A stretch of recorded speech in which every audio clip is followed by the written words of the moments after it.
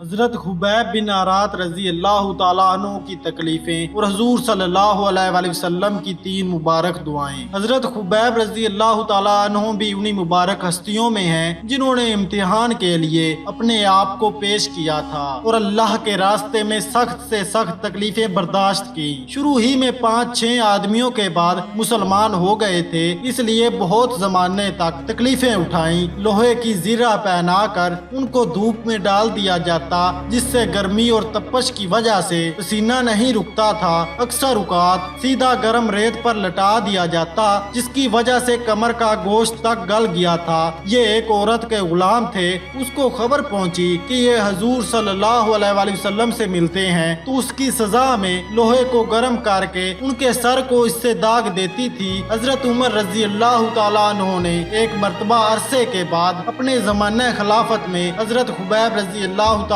عنہ سے ان تکلیفوں کی تفصیل پوچھی۔ انہوں نے عرض کیا کہ میری کمر دیکھیں۔ حضرت عمر رضی اللہ تعالیٰ عنہ نے کمر دیکھ کر فرمایا کہ ایسی کمر تو کسی کی دیکھی ہی نہیں۔ انہوں نے عرض کیا کہ مجھے آگ کے انگاروں پر لٹا کر گھسیٹا گیا، میری کمر کی چربی اور خون سے وہ آگ بجھی۔ ان حالات کے باوجود جب اسلام کی ترقی ہوئی اور فتوحات کا دروازہ کھلا تو اس پر رویا کرتے، خدا ہماری تکلیفوں کا بدلہ کہیں دنیا میں تو نہیں مل گیا۔ حضرت خبیب رضی اللہ تعالیٰ عنہ کہتے ہیں کہ ایک مرتبہ حضور اقدس صلی اللہ علیہ وآلہ وسلم نے خلاف عادت بہت ہی لمبی نماز پڑھی۔ صحابہ رضی اللہ تعالیٰ عنہم نے اس کے متعلق عرض کیا تو حضور صلی اللہ علیہ وآلہ وسلم نے ارشاد فرمایا کہ یہ رغبت و ڈر کی نماز تھی، میں نے اس میں اللہ تعالیٰ سے 3 دعائیں کی تھی، 2 ان میں سے قبول ہوئی اور ایک کو انکار فرما دیا۔ میں نے یہ دعا کی کہ میری امت قحط سے ہلاک نہ ہو جائے، یہ قبول ہو گئی۔ دوسری یہ کی ان پر کوئی ایسا دشمن مسلط نہ ہو جو ان کو بالکل مٹا دے،